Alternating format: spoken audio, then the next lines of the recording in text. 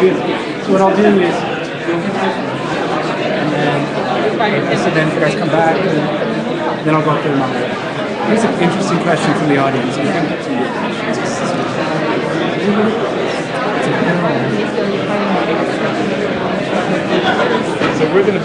this is a major overflow crowd. We're going to have to put people in the jury hall. You have closed circuit TV. Well, I wish I'd thought about it. There's not going to be a seat left. It's terrific. I'm going to just sit up here. We should encourage maybe some others. Yeah, why don't we ask Karen? Where's Jill?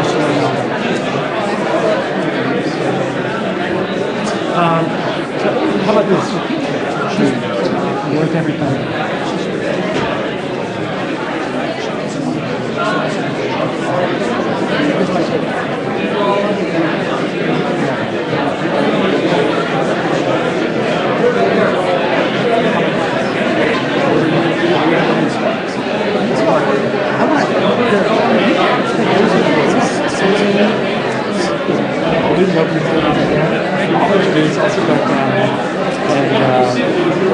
Then Susan. Do we want to grab somebody to do this? To pass the mic around? Yeah, let's see who would be helpful. Because I just referred to that. Okay, no, that's where we want to know from. Okay. Ask Amy to do it. Do you mind? Yeah. Where is she?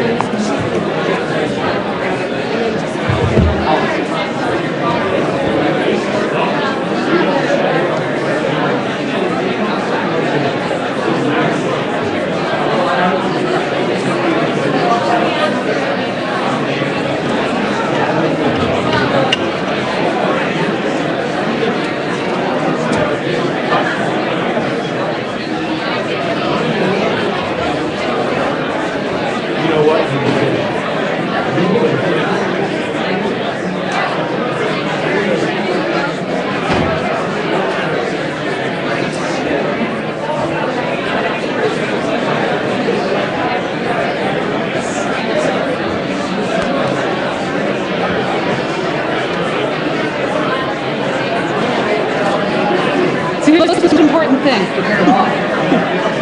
Yeah, just making sure the sound is off.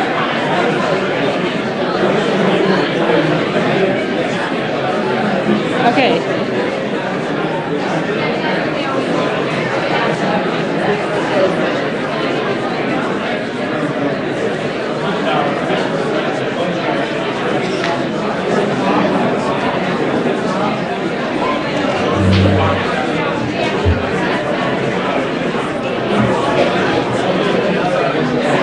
Oh, Richard. What? Of course, I want to buy it. It's supposed to be Amazon. I'll mention it. I'll refer to it as So wait 2 minutes. We're 17 yeah, now. the students did have No, they're not. But we're in bad shape. There are no seats left. We're going to have an overflow room in 111, I think. That's nice. You have a closed circuit TV. Yeah. That's nice. So Dan, did you take questions on cards, or are they going to raise their hands? We decided to do hand raising only because it's sort of the culture.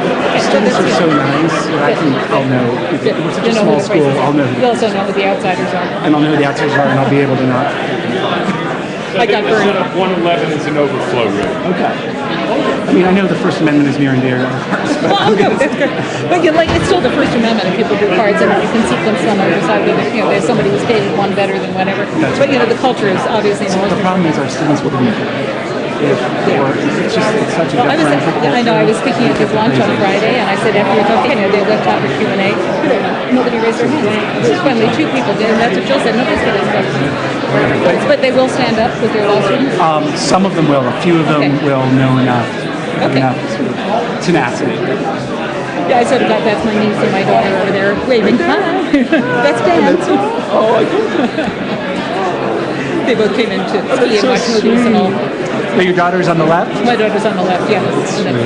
My husband's twin brother's daughter. Oh, that's great. I didn't know he was a twin. Oh, yeah. That's so fun. And he, I assume, is probably right on the other side of them. I can't see. Do you see a blonde head there? I think so. I can't quite tell. So opening statements up there, then you guys come back down here, and I'll moderate them up there. Yeah. And we'll just sit. We'll look up the eye level with the people. Because, I mean, if it gets really awkward, I guess it would just be going back and forth too much. It's probably easier if I just stand up there I think that's and moderate. And that means it also gives us, yeah, opening statements up there. I'll stay up there. So you do your opening statement, 5 to 10, you come back, and then I'll go up there and moderate these 2 questions. Good. And then we'll leave 20 minutes for Q&A. Sure. That's fine. Whatever you want to pursue. Yeah. This is a great crowd. It is a great crowd. They're very lively, too. They are very lively. And it's in a state where there's not much caffeine. But they've just had a morning of class. That's right. Well, what's great, and you must probably corroborate this, it looks like a lot of the audience consists of local lawyers, activists. Well, I met a number of people who were ACLU people who came in. That's good.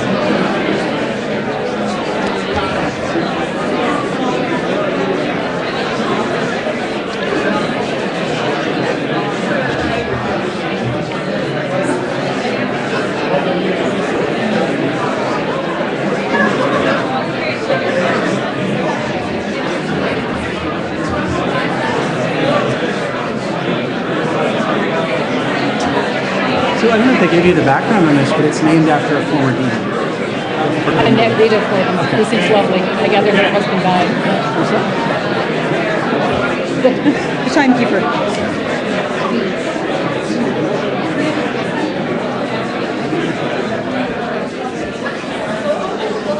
Greetings. It's my distinct pleasure to welcome you to the 26th annual Jefferson Fordham debate. I like the enthusiasm already.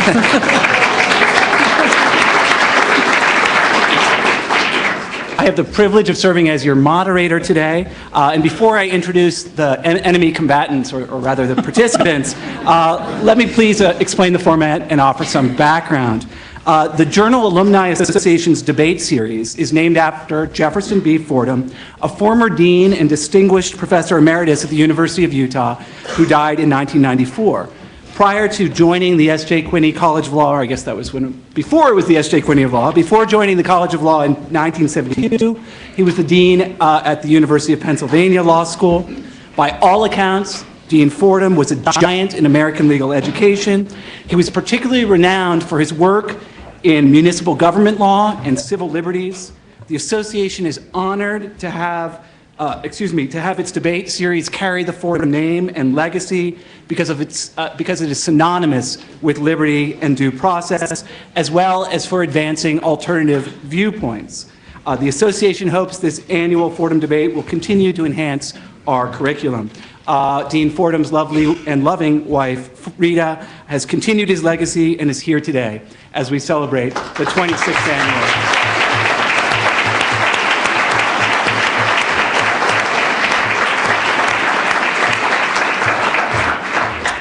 I'd also like to thank our wonderful, innovative Dean, Hiram Chosh, for supporting this and all of our other programs, as well as our devoted Programs Committee Chair, Professor Kogan. Thank you very much. Now on to the main event. It's my pleasure to introduce 2 top-notch scholars who I'm fortunate enough to call friends. In your left-hand corner, I would like to introduce Professor Susan Hermann of Brooklyn Law School. Susan currently holds the prestigious Centennial Chair at Brooklyn, where she teaches a number of courses, including constitutional law and criminal procedure. She is a well-known expert in those fields, having published a slew of articles and books, including her well-received 2008 book entitled Terrorism, Government and Law, National Authority and Global Autonomy in the War on Terror. In addition to her day job at Brooklyn, Susan currently holds a prestigious night job as president of the board of directors of the American Civil Liberties Union. So thank you, Susan, for visiting us.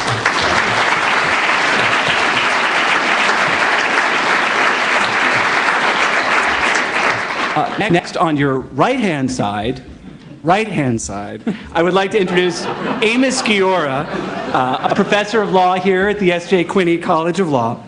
Professor Giora likewise teaches in the area of criminal law and criminal procedure with an emphasis on national security and counterterrorism. Professor Giora is a research fellow at the International Institute on Counterterrorism in Israel, and he is a Fulbright Fellowship recipient in the Netherlands. He is also the author of a host of well-regarded books and articles, including his recently published work, Freedom from Religion, Rights and National Security, copies of which are available for purchase at a discounted rate just outside that door. It recently was released by Oxford University Press. Now, as for the format, Professors Hermann and Gira will each give a brief opening statement, I guess that's round one, on the topic of constitutional rights and national security. Then, as moderator, I'll ask them a few follow-up questions before opening things up to questions and answers from the group outside. So, without further ado, Professor Hermann.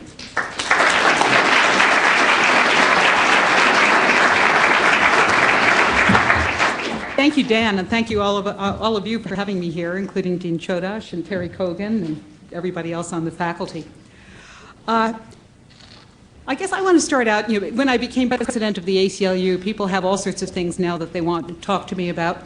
My email now has boxes that are called complaints, and I have 18 subdivision of what kind of complaints. So I want to tell you about a dinner that I was having this summer with a group that's not important. And I was sitting next to a woman who's not an ACLU member. And knowing I had been elected president, she said, well, tell me what the ACLU is doing these days, she said, but don't tell me about that Guantanamo and Patriot Act stuff. She said, why should I care about that? Those people aren't even Americans. So I'm hearing some gasps of horror, which I think is good, because I have a number of reasons why I think we should care about what's been happening in Guantanamo. But what I want to start with is not Guantanamo and torture, which I'm sure that Dan is going to lead us to, or your questions will lead us to later. I want to talk about the other implication of her question, which is that the anti-terrorism measures that we've been taking don't have an impact on ordinary Americans. So hearing this comment from her actually got me thinking about that. And a lot of the work that the ACLU has been doing in this area is work on behalf of ordinary Americans within the continental United States. And so I think I wanted to start by telling you about a few of those examples instead of the more obvious issues about Guantanamo and things that people talk about. Now, during the first decade of the 21st century, after September 11th, there was a sort of a paradigm of what the government was telling us about our methods of approaching terrorism. And what the government essentially was telling us was that the government needs to have very broad powers, expansive criminal laws like the material support laws, expansive surveillance authority, like the Patriot Act provisions and the National Security Agency surveillance, a lot of leeway in terms of indefinite detention, even without charge or trial, and a lot of leeway in terms of interrogation techniques, because we're told, and this was the name of the Patriot Act itself, these are all tools that are required to intercept and obstruct terrorism. That actually is the name of the USA Patriot Act, that we're providing America with the tools required to intercept and obstruct patriotism. You get it? P-A-T-R-I-O-T. So the whole premise is that it's possible that there's a terrorist out there, and if we have a broad enough criminal law, or if we have a broad enough surveillance authority, we might be able to catch a terrorist who we otherwise couldn't catch. Now, that all sounds good. We all want to be safe. Of course, that's tremendously important. And we all know, I smelled the fumes from 9/11 a month after the buildings were bombed. I lived that close. So we all know about the horrible dangers of terrorism. But it is the job of the ACLU to push back on the other side and to ask questions about, well, if we do, in fact, approach terrorism by having all these dragnets, by giving the government more and more tools, expansive criminal laws, expansive surveillance authority, the right to lock people up because you have designated them an enemy combatant, the right to do whatever kind of harsh interrogation technique you want, there are also costs to what the government is doing. And it's been the ACLU's side to really try to press back on, well, what are the costs if we adopt measures like this? So one kind of thing I want to tell you first is the impact that some of these very broad laws have on Americans and other people in the country. And I thought I would start, since we're here at a university in Utah, with a story of what happened to two men who were students at the University of Idaho, the neighboring state. The first man I want to tell you about was not actually an American citizen. He was a Saudi citizen, and he was in the United States on a student visa. He was going to the University of Idaho. He was a graduate student, and he was studying for a doctorate in computer studies. He found himself, his name is Sami al-Hussein, and being a Muslim, he found himself the head of the Muslim Student Association. After 9/11, he wrote letters, he opposed terrorism, he went on candlelight vigils because he just thought terrorism was awful and wanted to make a big point at the University of Idaho that that was not what most Muslims think, and that in fact Muslims were not generally supportive of terrorism. Well, one of the things he did in his capacity as a computer studies expert was he volunteered to be a webmaster for various groups, including a Muslim charity called the Islamic Assembly of North America. So he'll help them post whatever it was they wanted to post. This was just a charity, but on their website, when he started posting links, some of the links to things that he were posting were links from people who were talking about fatwas and about jihad. So Mr. al-Hussein found himself prosecuted under the material support laws for providing expert advice or assistance to terrorists. The government's idea was that without his skills as a webmaster, these references to fatwas could not have been posted on this website, and therefore he was being charged with a crime that could have led to many years of imprisonment. Well, he ran into an American jury, and the American jury thought hard about the First Amendment, and they decided that what was happening in the case of Sami al-Hussein was a real challenge to the First Amendment. One of the jurors, a retired forest worker named John Steger, said, well, what was important to us was when we read the First Amendment instruction. He said, I think people should be able to say what they want to say. The government had no proof that Sami al-Hussein believed in terrorism or that he was supporting terrorism in any way. It was just his vicinity, that he had essentially acted as a journalist and posted links to a number of different source materials that caused the government to prosecute him. Now, the second man I want to tell you about was somebody who knew Sami al-Hussein at the University of Idaho. This man was born with the name of Lavoni T. Kidd in Kansas. He came to the University of Idaho on a football scholarship. While he was there, he decided that he was missing religion in his life, ended up converting to Islam, and he changed his name to Abdullah al-Kidd. Well, like Sami al-Hussein, they both had families with children and he was moving on with his life after college. But what he found in March of 2003, all of a sudden he found himself under arrest under the material witness statute. The government picks him up, just locks him up on the theory that they wanted him to be available to testify in the trial of Sami al-Hussein because they knew each other. It was never clear just what the government wanted him to testify about and what their theory was about a connection. I can tell you they never called on him to testify, so that was never clear. But what did happen to Mr. al-Kidd was he was locked up for 13 days, moved to 3 different high security facilities around the country, shackled every time he was moved, and then after those 16 days, he was released on various conditions. The conditions included he wasn't allowed to travel beyond a 4-state radius. He could only go to 4 states. His passport was taken away. He had to meet with probation officers constantly, and this went on for 13 months. Well, during those 13 months, Mr. al-Kidd lost his job because he could no longer get a security clearance because he had this cloud over him. He lost his family. His wife got fed up with the constant probation officers and everything else. Nobody ever showed in any way that he was connected with terrorism or even that he had useful testimony for the al-Hussein trial. Well, Mr. al-Kidd has brought a lawsuit against Attorney General Ashcroft challenging the fact that the material witness statute was used as a pretext just to detain him. There was no evidence that he was involved with anything, but the material witness statute, like the material support statute, was just used as sort of a dragnet. Now, I think in this case, the dragnet scooped up a couple of innocent men and ruined their lives. I don't have very much time at the beginning. I think I'll tell you one more story about the material support statute and what happens when you have dragnets. There's an organization called the Humanitarian Law Project, which was started to help people in troubled areas. So one of the things that they do is they try to provide support services. Doctors help people in troubled areas where there are civil wars. And Ralph Furtick, who's one of the people who leads this organization, likes to counsel people who are at each other's throats as to whether or not there might be peaceful means of their resolving disputes.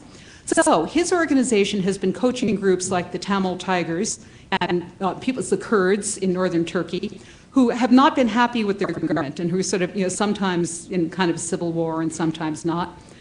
What the Humanitarian Law Project does is they try to teach these people how they could go to the UN and resolve their differences through peaceful means. Well, when the USA Patriot Act amended the material support laws, they included the provision that tripped up Sami al-Hussein and said that material support to terrorism includes expert advice or assistance. There have been many people, as I think some of you know, who have been prosecuted for material support because they've made a contribution to the wrong charity. The Humanitarian Law Project has been concerned that they might find themselves being prosecuted because, in fact, they're associating with known terrorists, despite the fact, of course, that their association with the known terrorists is they're trying to get them to be nonviolent and find other ways to do things. So they've had very lengthy litigation going on about the constitutionality of this very broad statute, which is also quite vague. Because the second problem with these broad statutes is that even if an individual doesn't find themselves prosecuted, like Sami al-Hussein, or detained, like Abdullah al-Kid, you could find that if an organization or an individual is under threat of prosecution, if they take a certain kind of action, there's going to be a chilling effect on that action. The ACLU recently wrote a report on the incredible impact on Muslim charities especially of some of the government anti-terrorism laws. People are just afraid to give to charities, especially anything that has an Islamic name. So there's a tremendous cost to all these very broad laws. At the same time, I think what we're going to talk about during the course of the debate is I think that some of these anti-terrorism measures, which are touted as necessary tools, are neither necessary nor even effective. In fact, sometimes they're downright counterproductive, so there's tremendous damage done. To finish my opening remarks, I just want to quote to you the final thing that I think I want to talk about is, in addition to thinking about the impact of anti-terrorism measures on rights, there's also been a lot of talk of the harm that's been done in the past decade to some of our other constitutional checks and balances, like the whole idea that the executive has to be unilaterally in charge of decisions and that Congress and the courts should not be playing as great a role. I think that's a tremendous danger. But one danger that this is going to be in my book also, is that I think that the very essence of our democracy is also at stake. So I'm going to read you something that Elaine Scarry said of the Patriot Act, because she put, in her usual manner, very eloquently, a point that we had all been making. What she says is the Patriot Act inverts the constitutional requirement that people's lives be private and the work of government officials be public. It instead crafts a set of conditions that make our inner lives transparent and the workings of government opaque. Either one of these outcomes would imperil democracy. Together, they not only injure the country, but also cut off the avenues of repair. So those are my general opening remarks. We'll talk a lot more. And I just want to say one other thing about the ACLU's positions, is one position that we've taken is we resist unilateral executive declarations who enemy combatants are. So I think Amos and I don't see ourselves here today as enemy combatants, as much as just part of an educational process, which couldn't be more important. So thank you. I look forward to the conversation.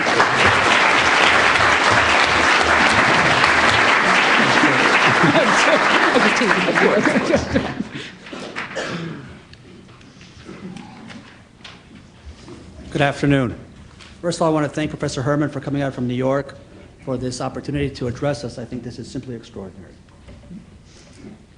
When we talk about the post-9/11 world, there are a number of fundamental questions that we must ask ourselves.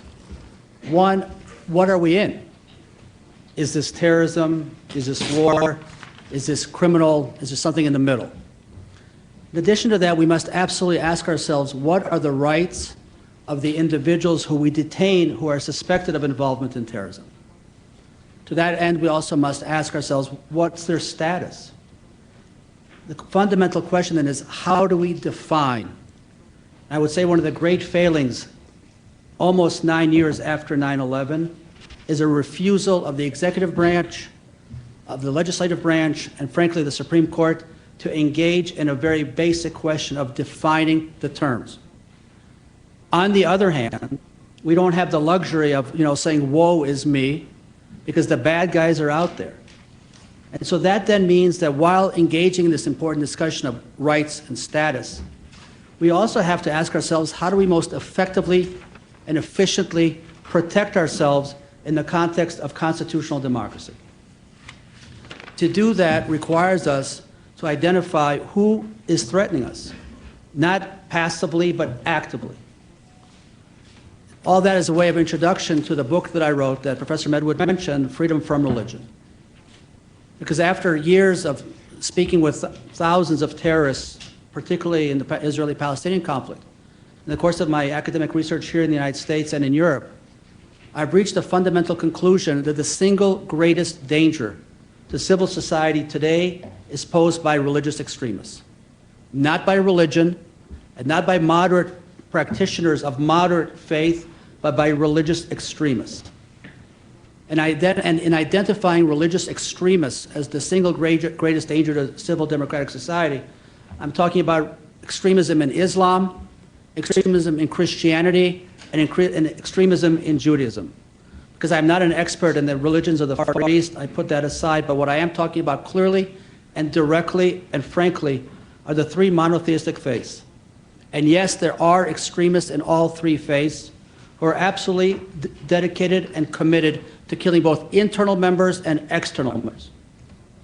So the question then in the context of Professor Hermann's thoughtful comments, how do we on the one hand protect society and on the other hand enable moderate faith practitioners to continue on with their existence? And that then led me to the following conclusion. Problematic, absolutely. You know, the best defense is a good offense. I come before you and I say there are absolutely inherent problems with my proposal. But before getting to the punchline, I want to put one thing out there. We do not have the following luxuries. One, the time has absolutely come to end the immunity granted to religious extremists. Two, we don't have the luxury of putting our collective heads in the proverbial sand and saying all is well. No, all is not well.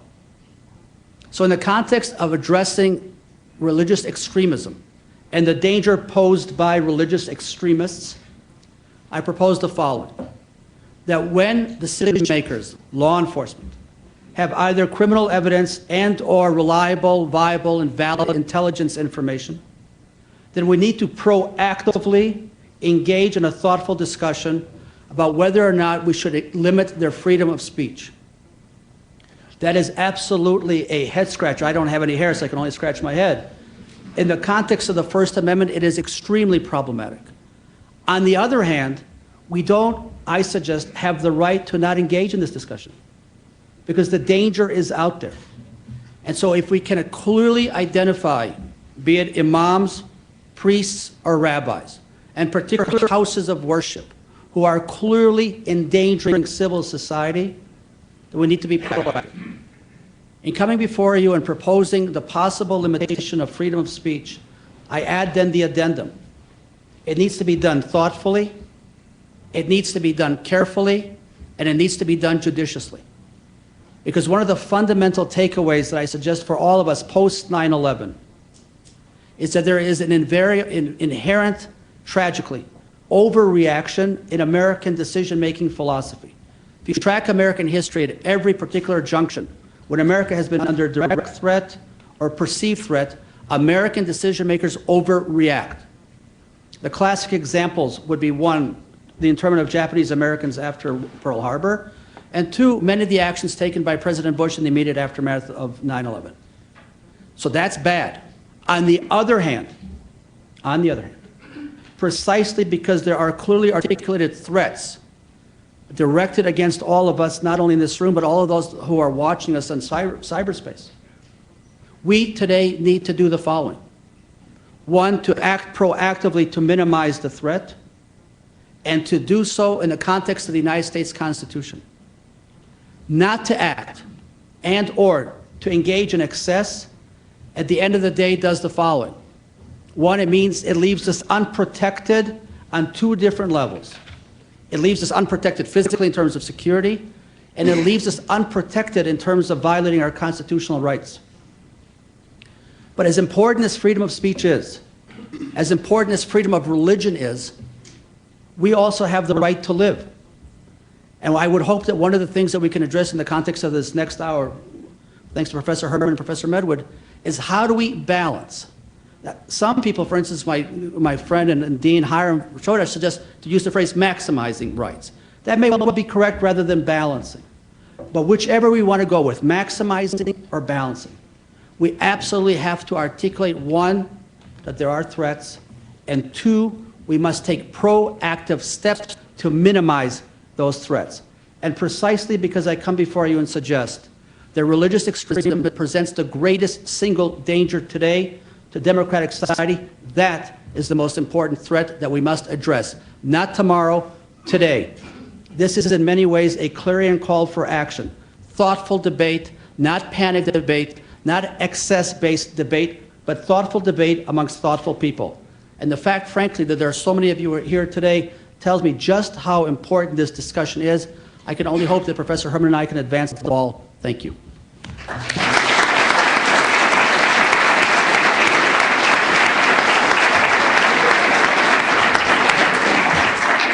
Thank you both. Food for thought, to say the least. My first question for you, and Professor Hermann, this derives from your opening statement, is that the material support law, which many of you are familiar with, in fact, a lot of the first-year criminal law students are studying it right now, has been called, as you point out, the greatest tool against terrorism, or the government's greatest tool.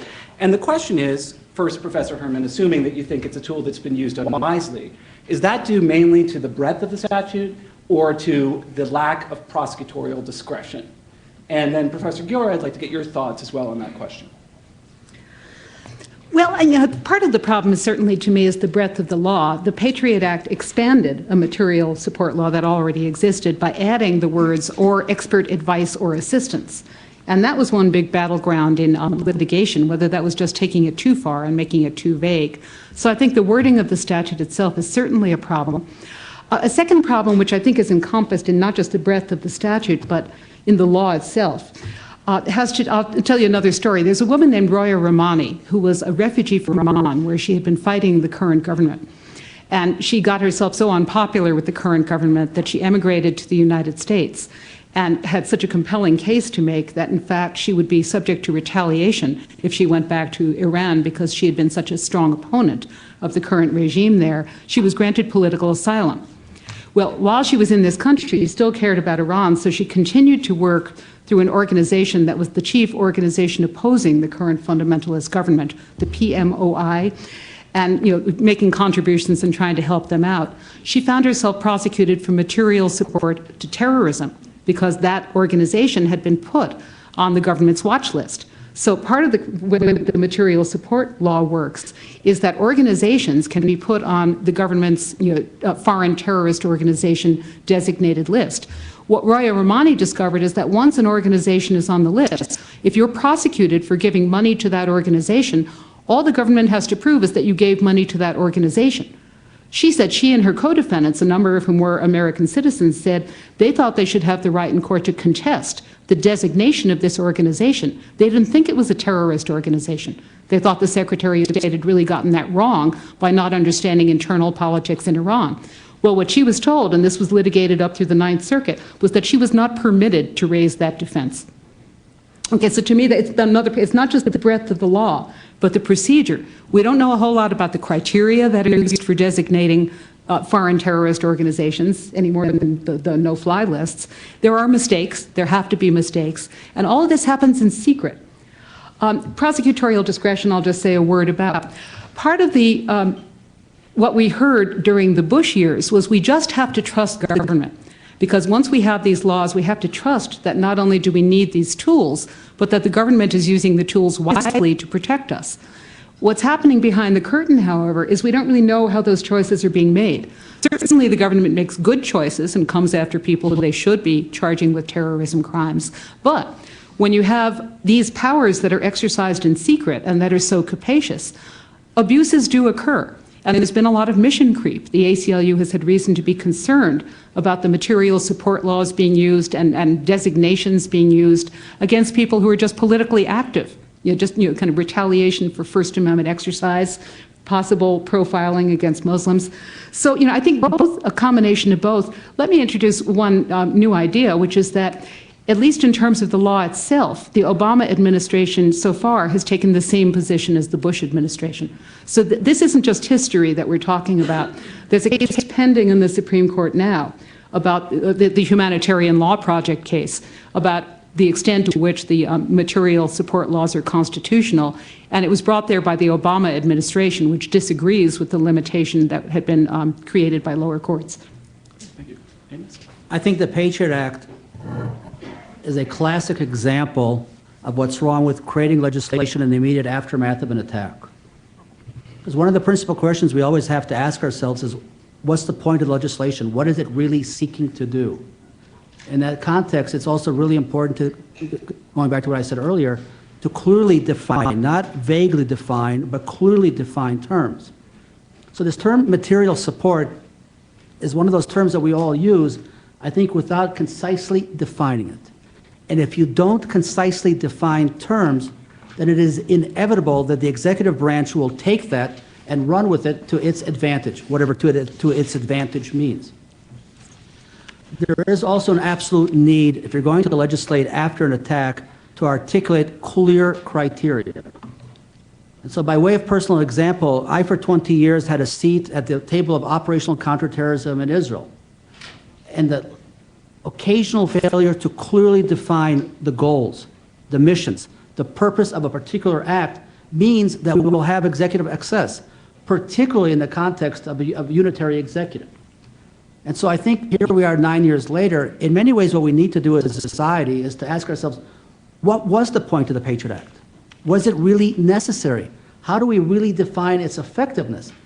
And here, too, I frankly fault both the Bush administration and I think increasingly the Obama administration, and absolutely the legislative branch for failing to engage in this discussion. And as long as there's not a clear discussion about it, you betcha there'll be continued excess, because in many ways it's convenient for the executive, even though it absolutely endangers us. Great. Thank you, Professor Ure. Professor Hermann, any response? Well, I totally agree. I mean, the Patriot Act, to me, that was, you see, we're not enemy combatants. I should automatically say no, I'm on the other side of the table. But the Patriot Act was enacted 5.5 weeks after 9/11. There were no hearings. And one thing I want to tell you, I think one of the chief points Amos and I were agreeing here is that the educational part of this debate. Amos is saying, and I totally agree, that the most important thing is for everyone to sit down and talk about how should we be handling what's going on here? Where is the proper balance? And the problem is you can't talk about it if you don't know what the government is doing, and that's where secrecy comes in. But I think the other idea is that we've been kind of infantilized by being told the government has to make our decisions for us. And it's great that you're here, because the more you find out, the more you can decide. So I think the pitch that I wanted to add about the Patriot Act is that when Congress passed this statute so hastily, they had 16 provisions that they really weren't quite sure about. They weren't sure if they were good ideas. So they imposed sunset on those 16 provisions, that they should sunset after 4 years, that Congress would have to think about them again before reenacting them. Well, there have been sunset debates, but what I want to tell you is that the idea of sunsetting has continued. There were 3 Patriot Act provisions that sunsetted, that expired December 31st. Congress was a little busy. I think one reason why Obama and Congress have not gotten to the Patriot Act is what else they've been doing, right? So what they did was they gave themselves an extension, and they just extended the 3 provisions that were due to sunset until February 28th. You notice today is February 1st. That means that they're committed to having new debates about the Patriot Act. So I think it's great if those of you who are here today, if we don't have enough time to talk it through, one place where you could go to find out concerns about the Patriot Act would be aclu.org. And if you wanted to, perfect job of the citizen here is weigh in, whatever you think, discuss it with your representatives and senators. What do you think they should be doing? So absolutely. Well, in many respects, this debate seems to reflect a classic costs and benefits analysis. What are the benefits of the government's counterterrorism tool, and what are the related costs? So first, Professor Giora, during your opening statement, you intimated that targeting religious extremism has some significant benefits. Not to give away your book, maybe just a preview of coming attractions. What are some of the specific steps that you have in mind, and what would be the related benefits? And then, Professor Hermann, if you could respond by addressing some of the costs. Okay. With respect to how I envision, if you will, the implementation of the proposals I put forth in the book, one is to clearly articulate what person poses the threat. It's extremely important that we not think about this as a group-based threat, but as an individual-based threat. I don't know, Dan, if you later want to get into profiling, but I'm sure that Susan and I will agree that profiling is absolutely unconstitutional and extraordinarily ineffective. So, which means then that from the perspective of law enforcement, they have to be able to articulate what individual poses a threat. And in what context is that individual posing a threat? Once we have A plus B, then we can begin the process of implementing measures to protect society, which then takes me back to what I mentioned earlier. In certain cases, when there's absolutely, when it's clear that the speech, the incitement, frankly, call it what it is, in the house of worship, that it incites action, danger, threat, based on religion, on religious extremism, that is absolutely when society must protect itself.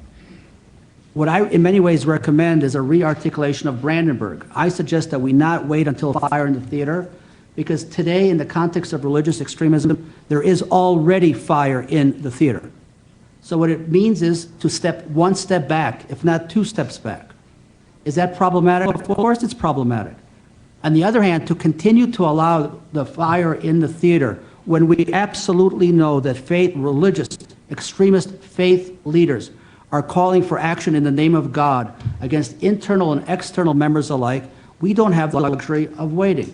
And it's very important to add that when I talk about danger and harm to internal and external alike, it means exactly that extremist faith leaders are calling to kill, if you will, either the infidel or internal members who are viewed as violating whatever tenets of the faith. So we have two distinct groups under imminent threat today.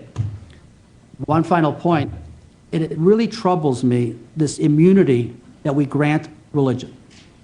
And while there are obviously people of faith here, and there's no offense intended to them, but granting immunity to extremists who are intent on killing us or their internal members is, I would suggest from the perspective of the executive branch and a decision maker, is absolutely to violate their primary goal, their responsibility, which is to protect the public.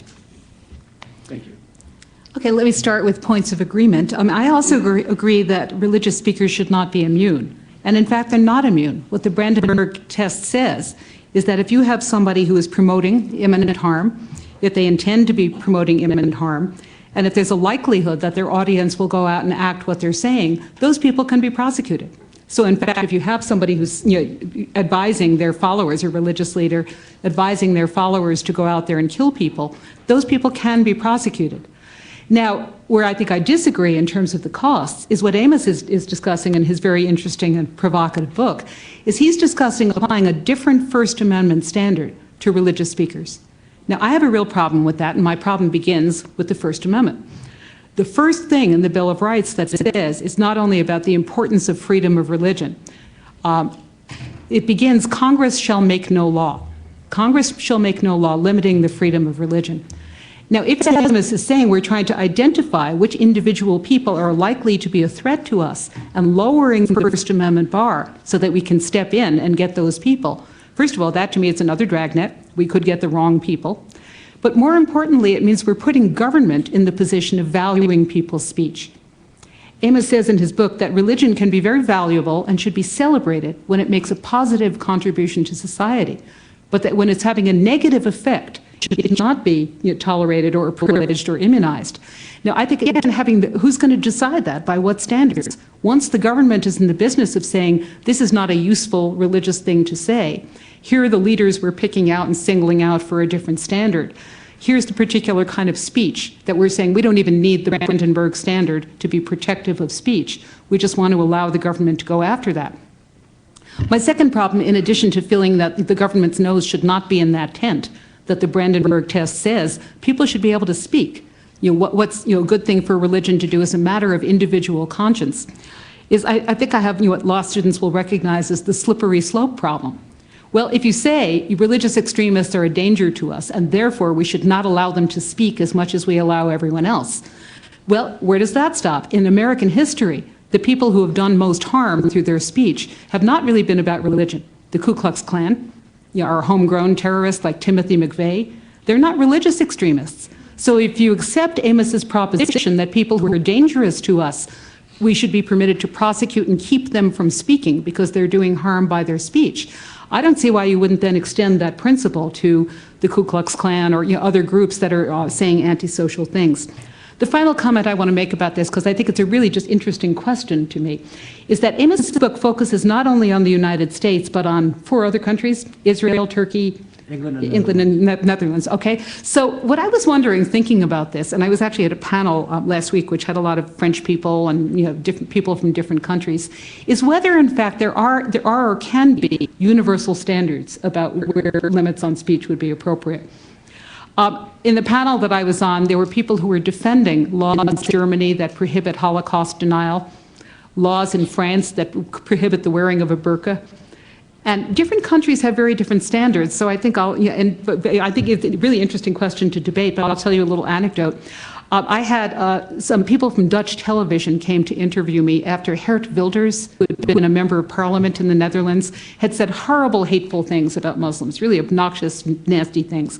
So he was being prosecuted in the Netherlands. Okay, so so that was prosecuted for his speech. So this Dutch TV reporter decided it would be really interesting to get a sort of American ACLU view. So he said, I think you might have a different view about the First Amendment, and I said, you betcha. So I talked to him about the ACLU position, about how when somebody is saying hateful things about other people, I think the basic concept of the First Amendment is that the marketplace of ideas has to be open to bad ideas as well as good.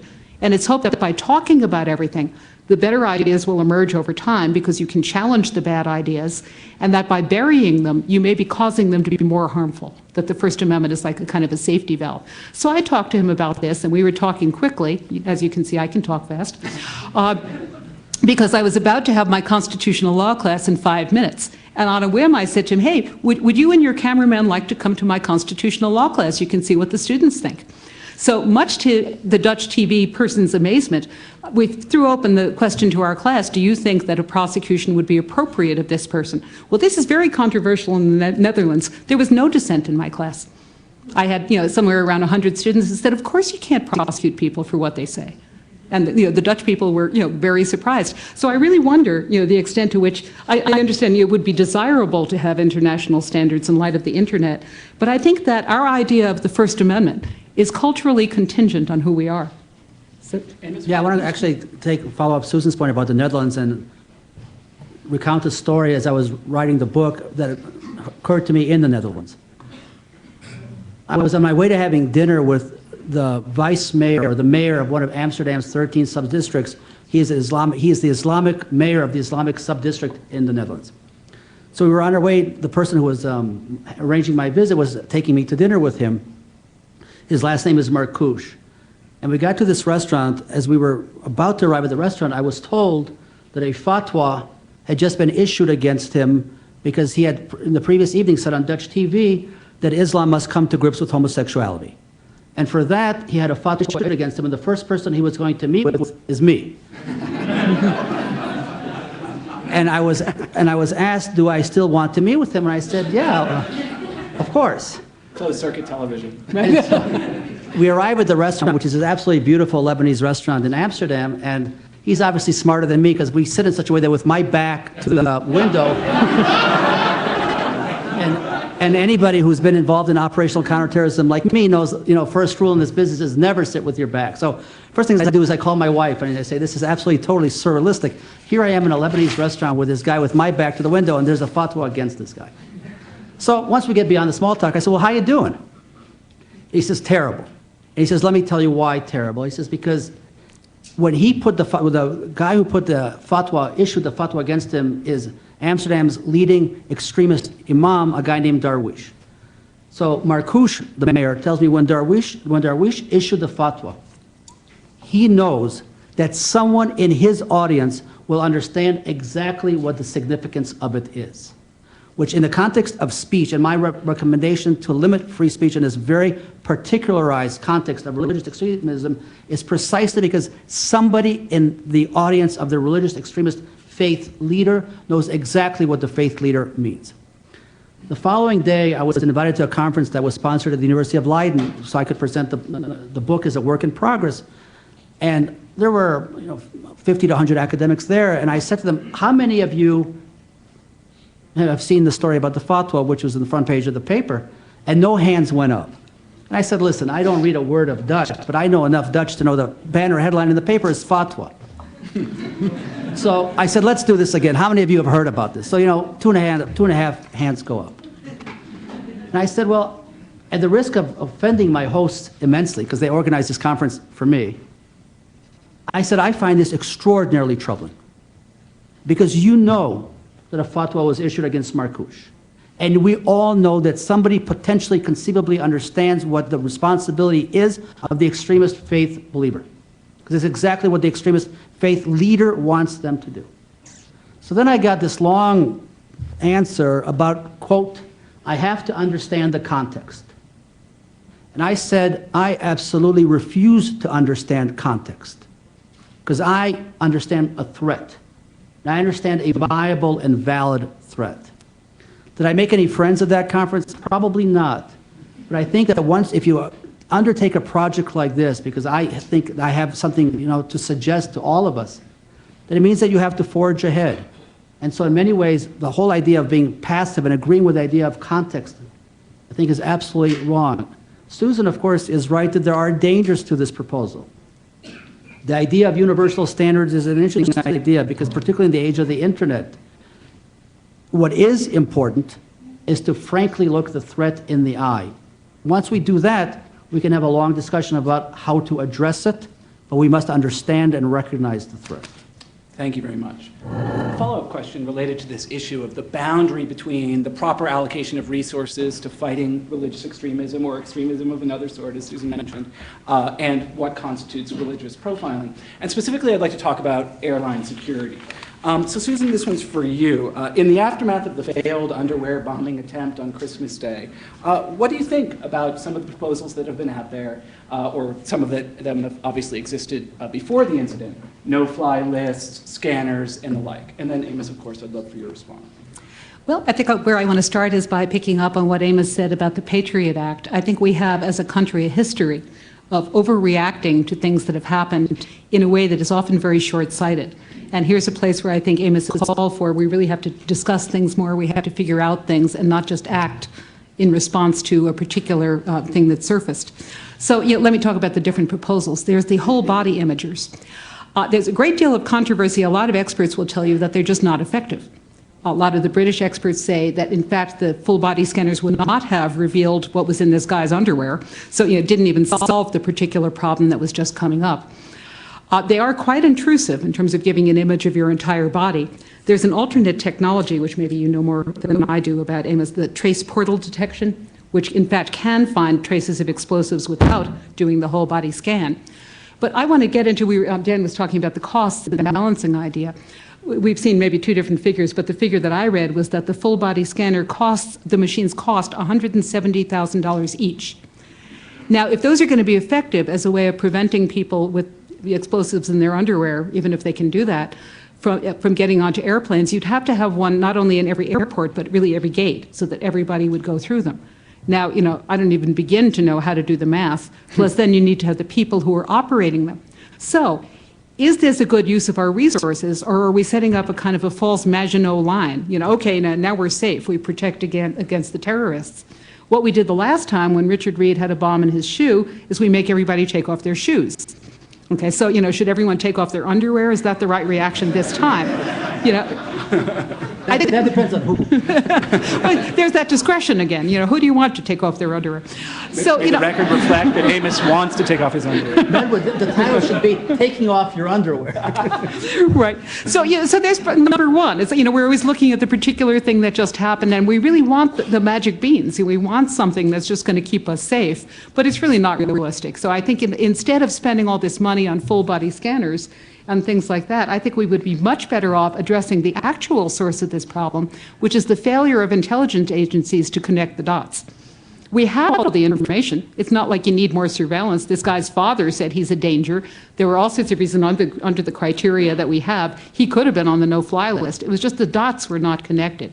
So I think if we're looking to spend money, instead of spending billions of dollars on full-body scanners, better we should spend more money on the intelligence resources, not just gathering more and more information and putting more and more people on the no-fly lists. The profiling idea, one of the proposals is people from 14 countries should be subject to special screening. Well, that wouldn't even solve the immediate problem. The underwear bomber was from Nigeria.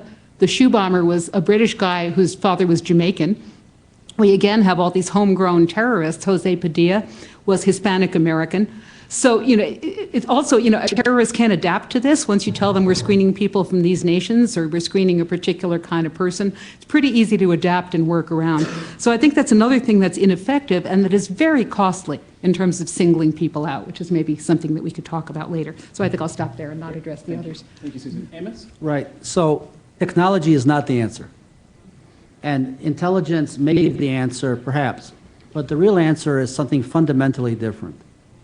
And here I propose, and I have done so publicly elsewhere, adoption of the Israeli model with respect to air safety and air travel. I don't know how many of you have flown either in or out of Israel. It's very simple. You come to the check-in line, and there's a very nice, pleasant person standing opposite you who asks you 5 very basic and simple questions. Who packed your bags? Where are you going? Did anybody give you a gift? Did anybody help you pack? Where have you been? 5 questions. Standing around you are people who you don't see, who are watching and observing your nonverbal behavior. It is expensive to train these people, correct. It is expensive to retrain them, also correct. But in a cost-benefit analysis, in the long run, it's much more financially prudent to train people and to be less technology dependent than we are. So the argument has been made that here in the United States, there's so many people who are traveling, having to ask all travelers, all those same 5 questions will take so long that we'll be slowed down in terms of our air travel. So here are some statistics. To ask those 5 questions takes between 20 to 25 seconds. The overwhelming majority of people who are asked those questions just move on. There are obviously people who are subject to secondary screening based on their nonverbal behavior. Also based on prototyping and not profiling, meaning that we have intelligence information about them. The idea of being technology-driven, technology-dependent is the classic overreaction.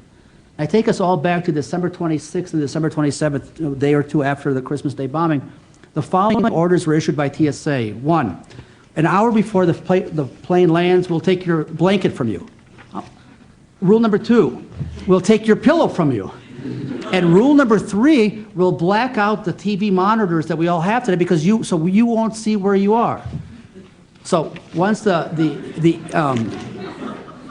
inherent incompetence that suggested was quickly brought to somebody's attention, they rescinded order A, B, and C.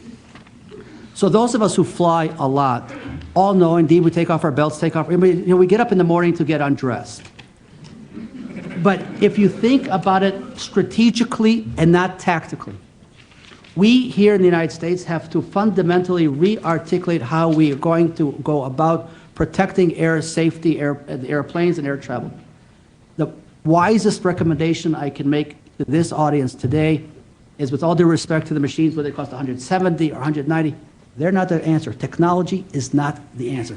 Talking to the passenger is the safest, wisest, and at the end of the day, the most cost-effective way to go about doing this. Is it difficult to train people? Well, maybe, but at the end of the day, is it effective? Absolutely. Thank you. Susan, any? Well, maybe I'll comment on the no-fly list, because I think what Amos is talking about, which is actually responding to the problem, as opposed to a lot of the things that we've been doing to try to sort of use these dragnets, I think makes a lot more sense. The ACLU's testimony about all the responses to the Christmas underwear bomber have been just the kinds of things Amos is saying. Let's really sit down and look at whether these new security measures that are being proposed are effective and not just placebos. And I think the government is really in the business of making us feel better. And I think we should refuse to be treated like that and insist on having real questions, not, oh, now you're safe, there's a full-body scanner. But really, is that going to keep us safer? What does it cost? Why are you doing that instead of something else? We're also very concerned about impacting the impact on civil liberties of the different measures, and that should be part of the balance. But since Dan had also raised the idea of no-fly lists, I think that's also problematic. Clearly, if you have people who you have strong reason to think they're going to be terrorists, good idea to have them on some watch list. However, how both administrations have been going about this is just a nightmare. They've had upwards of 1 million names on the list at any given time. You've probably been reading about some of the false positives. They have names on the list like Robert Johnson. There was T. Kennedy. Teddy Kennedy once got stopped on this. And have you read about the 8-year-old Boy Scout, Mikey Hicks, who's stopped every time he flies anywhere? People have similar names. There's no way to get off the list. We don't know what the criteria are. once you're on the list, you're on the list. If you have somebody name similar to somebody else. Not clear where these ideas are coming from, what the criteria are. And once again, once you have this whole process going on in secret within the government, not only do we not know whether it all makes any sense, but we don't know whether or not there's mission creep. And there have been a lot of people who ended up on the no-fly list who had no conceivable relation to terrorism. They were just political activists. So this government secret power can be used for many different reasons, not much way to protect that. So I think also the idea of that you're going to have two different groups of people, the no-fly people and the fly people. Once you have two different systems, as opposed to we're looking at everybody to see what their real behavior is, it's pretty easy for a would-be terrorist to maneuver around two different systems and getting themselves into the one system. I keep thinking of, has anyone seen that Battle of Algiers, the old film? Oh, great film if you ever see it. Anyway, the men in Algeria pretty quickly figured out that they were being watched, so the women started carrying everything. It's pretty easy to get around the profiling and the easy fixes. I think there aren't really easy fixes here. Just two quick comments. One, there is this very sophisticated philosophical principle in life called common sense. The Nigerian terrorist, one-way ticket, purchased with cash, no bag, no coat, flying to Detroit, Michigan. My 13-year-old would have known that no way should that dude have ever gotten on the plane. You don't need $190,000 technology for that. The idea of applying common sense discretion is absolutely essential to this discussion. What we are clearly missing is the inability to articulate basic, precise principles in terms of addressing the paradigm that we're in. Thank you. One last question before opening it up to questions from the audience. We focused thus far on front-end procedures. How do we investigate and apprehend potentially bad folks? What about the back end? What do we do when we've actually detained people? Specifically, Guantanamo Bay. Two questions related to Guantanamo Bay. First, what do we do with folks who are currently being detained in Guantanamo Bay? Where do we send them? And second, where do we try them? Okay? Amos, what are your thoughts? First of all, we need to be exact here with the terms. And Dan's question about Guantanamo, there are two ways to address it. One is the 400 or the 200 or the 600 people being held presently in Guantanamo, which is only a very small piece of the puzzle. But the much larger piece of the puzzle is the 25,000 individuals being held in Afghanistan, Iraq, and God knows where else. So the question really is, and this takes me back to how I began, do we say to the 25,000 people, say la vie, you're stuck, or do we begin the process of applying constitutional principles to individuals who are being held either directly by us or indirectly, but on our behalf? Question needs then to be, if you will, addressed directly in the following way. Do we grant individuals who are detaining a trial? Or do we apply indefinite detention? It's either this or that. And I was extremely disheartened a few weeks ago to read that President Obama has decided for now, to identify 50 individuals as worthy of being in indefinite detention. I find that to be shocking, because that is a clear violation of the United States Constitution. So we needed to decide, are we going to bring them to trial? And the answer is yes. Then the question is, what kind of trial? So we can have a military commission, we can bring them to Article 3 courts, we can create alternative systems, and my proposal, just to expound for 1 minute, is I'm an advocate of articulating a national security courts for those individuals where there's insufficient criminal evidence to try them, but there's available intelligence information which would be used to bolster the criminal evidence. Is that a proposal that everybody accepts? Well, of course not. But what is important is, A, to determine that, yes, we are going to bring these individuals to trial. And the follow-up question is, what is the legal system that's most effective? I think most of us would, if we were to be asked, would say Guantanamo has been a resounding failure. The idea then of whether Article 3 courts are equipped to deal with 25,000 or 5,000 or 10,000, I would suggest the answer to that is probably also no. And then precisely because I'm a firm believer in the need to give all individuals their day in court. And I'm also very much concerned about the need to protect intelligence sources. That led me to my proposal to create a national security court. The fundamental philosophical legal underpinning of my proposal is absolutely to put an end to indefinite detention. And the fact that for 2 administrations, 4 Congresses, 1 Supreme Court has, whether directly or indirectly, authorized a system of indefinite detention must absolutely be brought to a crashing end, not tomorrow, but today. Well, you won't be surprised. You won't be surprised to know that I certainly agree with the thrust of what Amos was saying. And I think, again, there were some very serious mistakes made shortly after 9/11 when the government told us that we were at war and therefore we could not use the criminal courts, and we were gathering up people in Guantanamo. And everybody always knew that there were people there by mistake. 95% of the people who went from, who were in Guantanamo initially, who came from Afghanistan, were scooped up by the Northern Alliance, who were bounty hunters. And the Bush administration always acknowledged that there had to be people there by mistake. But what they resisted was any sort of process.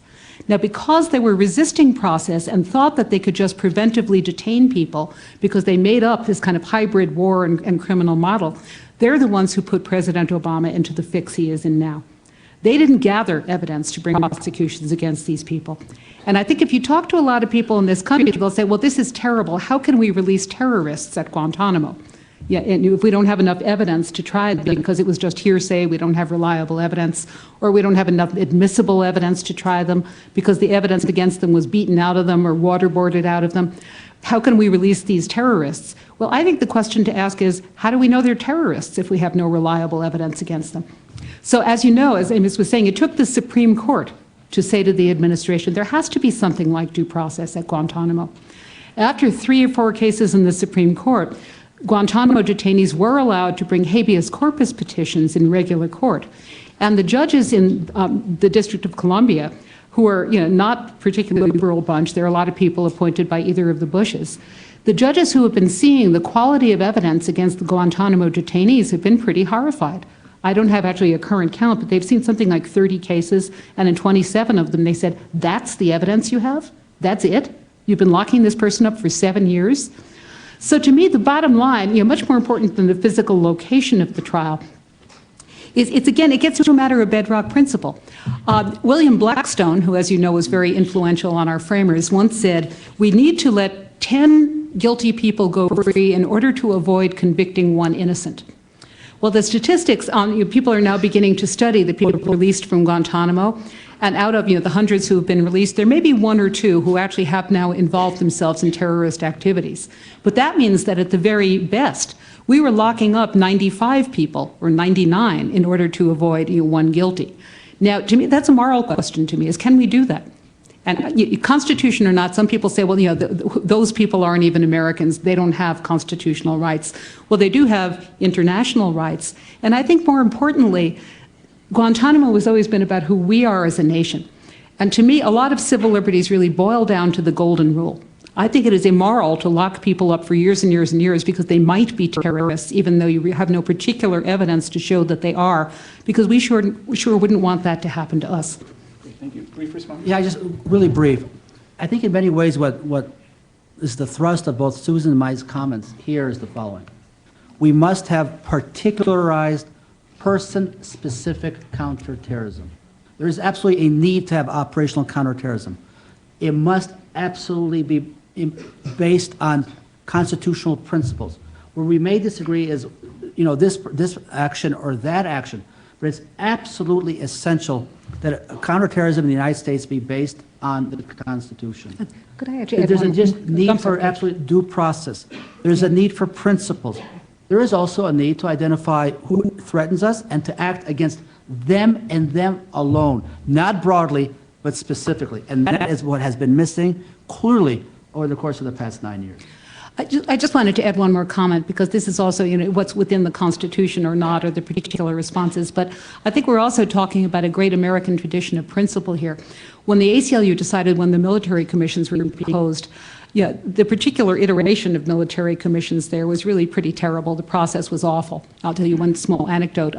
One of the lawyers who we'd been working with was representing a detainee in Guantanamo, Josh Dratel, and so he shows up for the military commission proceedings at the beginning, and somebody hands him a piece of paper and says, "Here's the form that we need for you to sign to agree to follow the rules of this tribunal." He said, "Oh, well, I haven't actually seen the rules of the tribunal." They said, "Well, of course you haven't. We haven't written them yet. Sign here." Now, we were very concerned about the fact that the American people were being told, well, this is the right thing, a military tribunal, you don't want them in court, and it's going to be perfectly fair. And in order to try to get people to know more about the fairness, and in order to make sure that, in fact, somebody was pushing back on the other side, the ACLU started a project which we called the John Adams Project. And we actually provided assistance, criminal defense lawyers to go down there and look at the proceedings and argue about what was happening and whether it was fair. So the last thing I wanted to tell you was that the reason we called it the John Adams Project was you all know who John Adams was, right, the second president. What you might not know was that early in his career as a lawyer, he did something extremely unpopular. He represented the British soldiers who were accused in the Boston Massacre. Why? Because he thought it was the right thing to do. Imagine that, the revolutions are coming up. These are the greatest enemy combatants of all time. And he was representing them. And later he said that that was one of the things that he had done in his career of which he felt the proudest.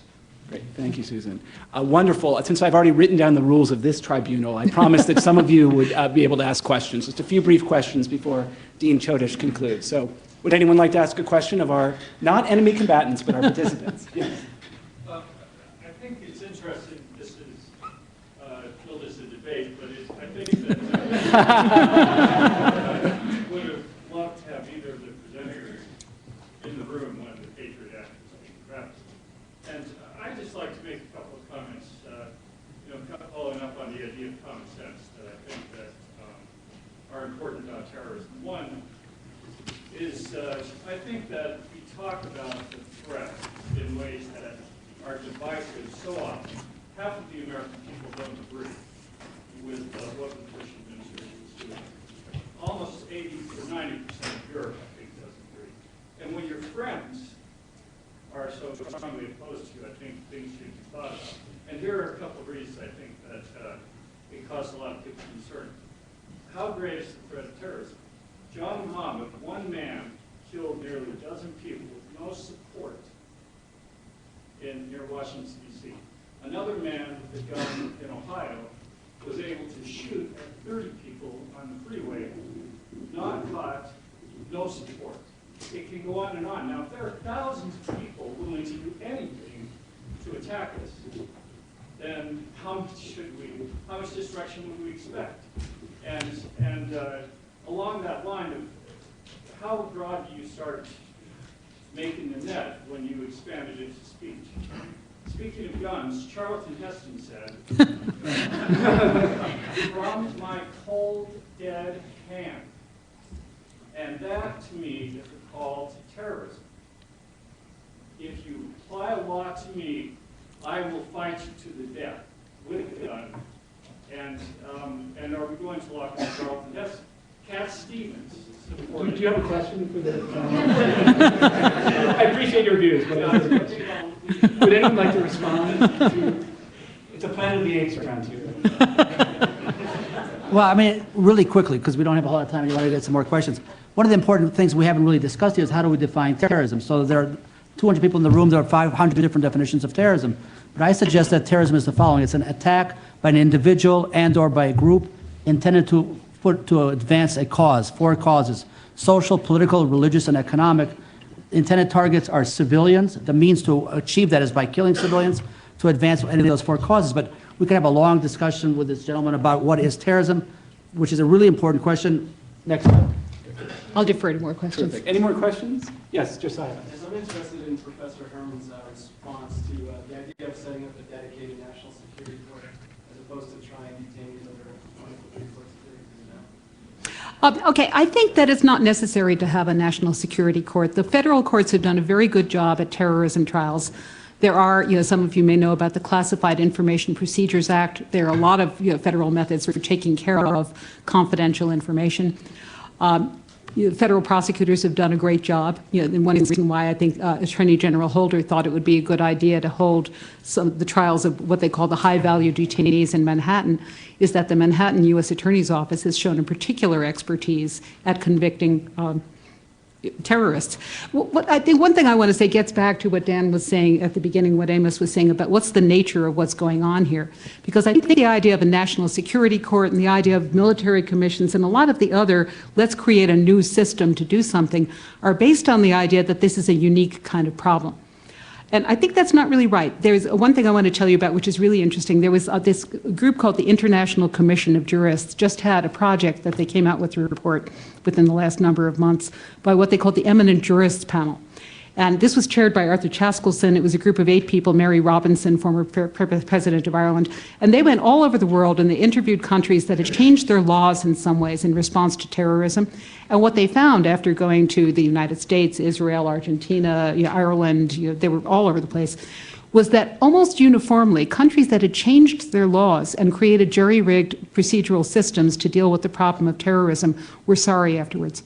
And what they concluded was that countries should shore up their laws, make sure that their usual methods of trying criminals are working and that they have enough resources in there, because departing from your principles in ways that seem to make sense at the time, setting up a whole second system, is almost always a mistake. The other thing that they said was that most countries experiencing terrorism, and they thought the United States, with our big wide oceans, he was not so familiar with this, tended to look at this as an extremely exceptional threat.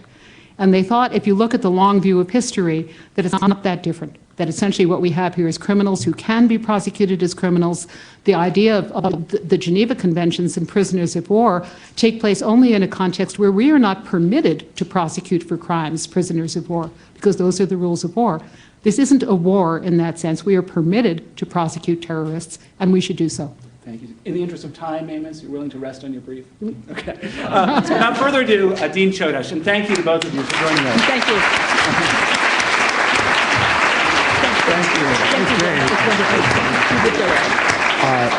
Thank you. I just have a few words of thanks. First, thanks to all of you for coming. First, you helped me make the case for a new law school, right? But without your rapt attention and engagement, we wouldn't be here. Second, I want to salute Rita Fordham, who has carried out Jeff's legacy to host this extraordinary format. I must say that I think there's no more critical time in our country's history for a format such as this. Who would have imagined that someone spending 19 years in the Israeli Defense Forces and the president of the ACLU would come together and agree on so much? And finally, I want to thank, of course, Dan Medwed, but Susan and Amos in particular. And I have a little gift, a modest gift for Susan. Now, you may say, well, why does Susan get a gift and no one else? Well, we don't give gifts for her coming here. We give gifts to compensate for her time away from this wonderful law school and this great environment, Salt Lake City. Thank you so much. Thank you all. Have a great day, and let's keep the debate going. Thank you. Oh, he invented the class ring. It's not a class ring. No kidding. Oh, look at that. Oh, and it has things in it. A chocolate holder. Hi.